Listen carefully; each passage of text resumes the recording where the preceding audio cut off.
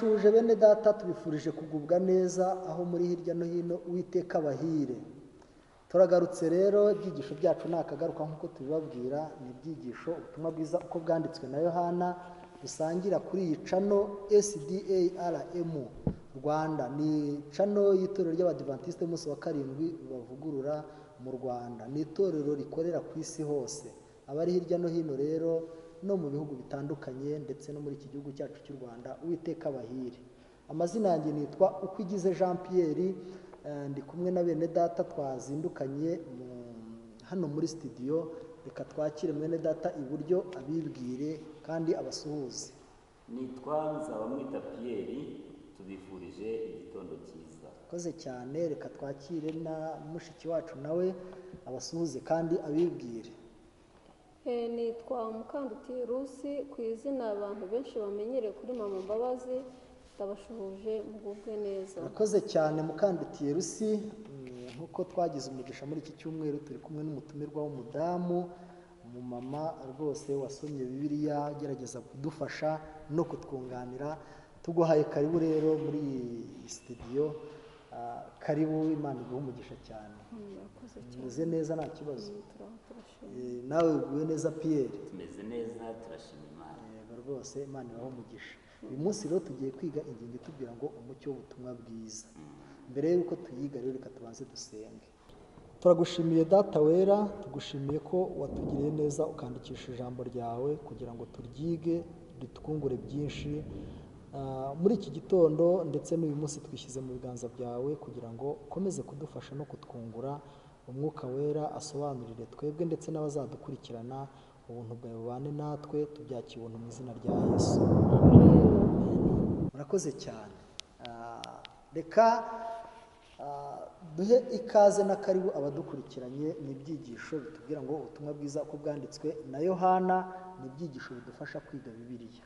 Uyu munsi rero turi kuwa kane, tugiye kwiga ingingo itubwira ngo umucyo w'ubutumwa bwiza.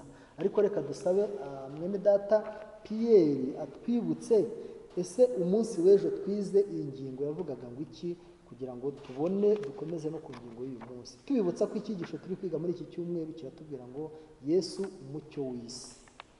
Karibu Pierre, twibutse ingingo y'ejo twize yaratubwiraga ngo umucyo mu buturo bw'Imana. Aha ngaha batubwiraga ukuntu Imana yiyerekanye mu buturo bw'Abisirayeli mu rusengero Salomo yari amajije kubaka. Igicu ubwiza bw'Imana bukamanukira muri ubwo buturo, umucyo ukagaragara muri ubwo rusengero. Ariko icyo twashakaga kumenya kuri iyi ngingo, ese twebwe kuri twebwe uyu munsi uyu mucyo tuwubona gute? Twabonye neza yuko uyu mucyo tuwubona mu nzu y'Imana, mu rusengero rw'Imana, tukawubona ku bayobozi batuyoboye, ndetse natwe ubwacu tukibonaho uwo mucyo igihe ijambo ry'Imana rituryoheye, ritunejeje, ubwiza bw'Imana bukamanukira mu mitima yacu. Yakoze cyane.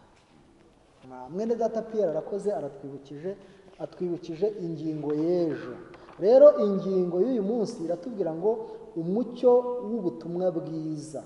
Umucyo w'ubutumwa bwiza, kuri yaho hari ikibazo kitubaza ngo ni ubuhe butumwa Kristo, ni ubuhe butumwa bwa Kristo buri muri Yohana 18:12. Mwene data ashobora harambure ahadusomere Yohana 8:12. Ni ubuhe butumwa bwa Kristo buri muri uyu murongo? Yesu ni umucyo w'isi. 12. Yesu yongera kubabwira ati, ni jye mucyo w'isi, unkurikira ntazagenda mu mwijima na hato, ahubwo azaba afite umucyo w'ubugingo. Yego rwose. Iki kibazo mwongere tucyumve neza, ngo ni ubuhe butumwa bwa Kristo buri muri Yohana 8:12 butuma tugira ibyiringiro bikomeye. Yesu yongera kubabwira ngo ni jye mucyo w'isi. Yesu ubwo ari umucyo w'isi rero, abo twagiye tubana muri ibi byigisho, muzirikane neza ko twabonye uburyo dufite amahirwe kuba twarahawe Yesu. Yesu ni umunyempuhwe, Yesu yafashije umugore wafashwe asambana aho bari bagiye kumuterera amabuye arahamukiza. Yesu yabwiye abantu ko ari umutsima w'ubugingo. Yesu yabwiye abantu ko umwizera atazagira inyota, umurya atazasonza na hato. Noneho hano rero Yesu ubwo ni umucyo w'iki? Ni umucyo w'isi, kandi umwizera ntazagira ikibazo, ntazagenda mu mwijima. Rero mu kuri twagize amahirwe adasanzwe. Kuri B, kadusome na B yaho twumve ikibazo gihari, maze dusome amagambo arimo hano tubihuze n'umugisha ngo dufite iki gihe. Kuko uyu mugisha niba ariho mu gihe cy'Abisiraheli, ariko uyu munsi twabonye mu ngingo z'ejo ko burya natwe uyu munsi tuwufite. Ni ubuhe bwishingizi tugira iyo duhindukiriye Yesu? Ubwo hari igihe tuba tureba hirya tutamwitayeho, ariko iyo tumuhindukiriye ni ubuhe bwishingizi tugira? Mu rwa kabiri rw'Abikorinto ibice 3:18, mwene data Pierre reka tumusabe adusomere. Haragira hati: ariko twebwe twese ubwo tureba ubwiza bw'umwami tubureba nko mu ndorerwamo, mu maso hacu hadatwikiriye, duhindurirwa gusa nawe tugahabwa ubwiza buruta ubundi kuba bwiza nk'ubw'umwami w'umwuka. Urakoze cyane. Ubwo tumureba burya turahinduka.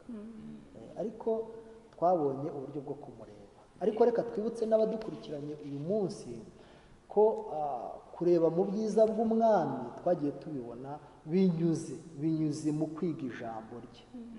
Kuko kwiga ijambo rye burya bikubiyemo ibintu byinshi. Bikubiyemo kumurya nk'umutsima w'ubugingo.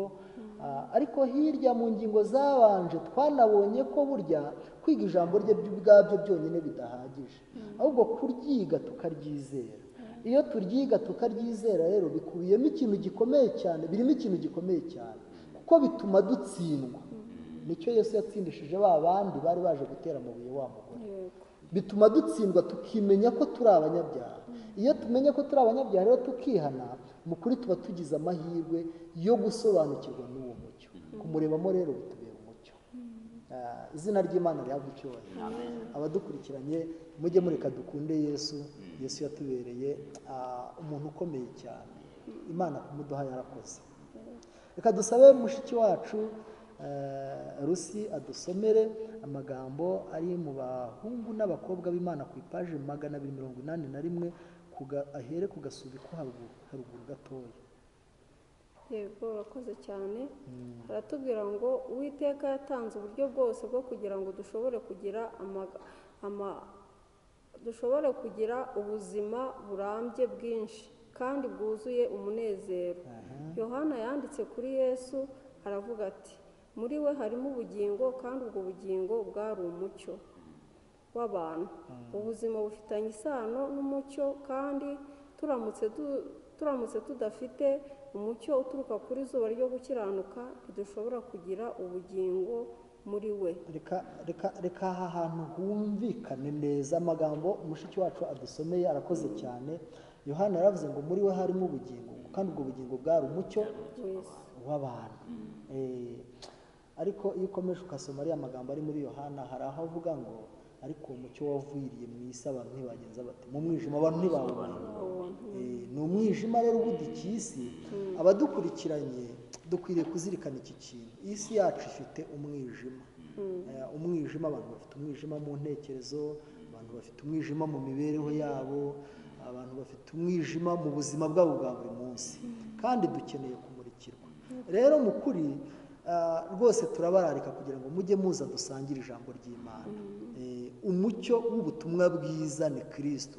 Ikibazo dufite, abantu benshi bavuga ko bizera ubutumwa bwiza.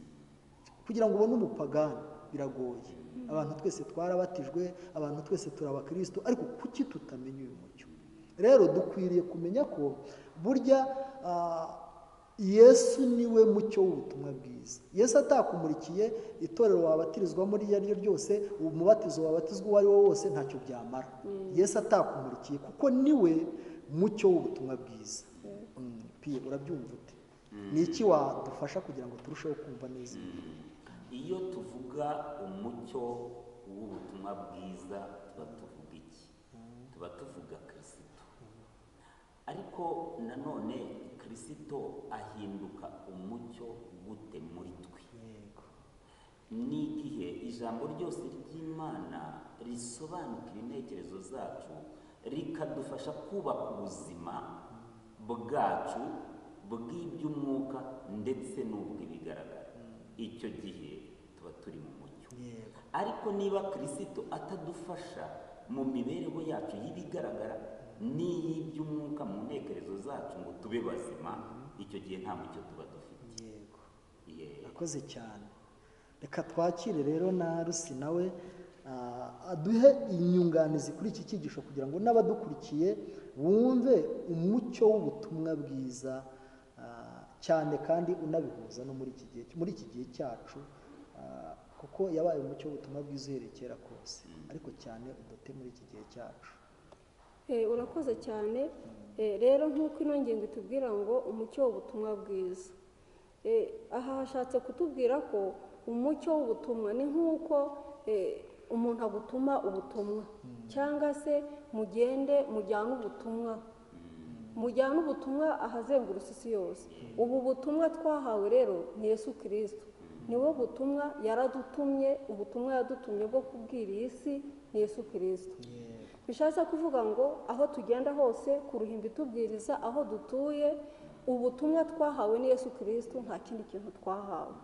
Ngubwo ubutumwa tukwiye kujyana ahantu aho hose. Murakoze cyane. Reka dusoze iyi ngingo ariko tunababwira n'aya magambo atubwira ngo umuntu wese ufite umugambi umwe wo gushaka gukora ibyo Imana ishaka, agakurikiza by'ukuri umucyo yahawe, bene uwo niwe uzakira umucyo mwinshi kurutaho. Ubwo umucyo wahawe aho waba uri hose, ufite dukurikiraniye cano, waba uri umugatulika, waba uri umudivantiste, waba uri umwadeperi, uwo uri we wese, umucyo wahawe, iri jambo rirakubwiye ngo nuwugenderamo Imana izaba yiteguye kuguha undi mucyo. Rero ibi byigisho ni byiza, biraryoshye. Abantu twese Imana turinganirije agakiza. Gendera mu mucyo wamenye, Imana yiteguye kuguha undi mucyo. Rero reka mukuri dushimire mushiki wacu Rusi wadufashije kumvikanisha iyi ngingo. Imana iguhe umugisha. Reka dushimire na mwene data Nzabamwita Pierre, nawe Imana iguhe umugisha.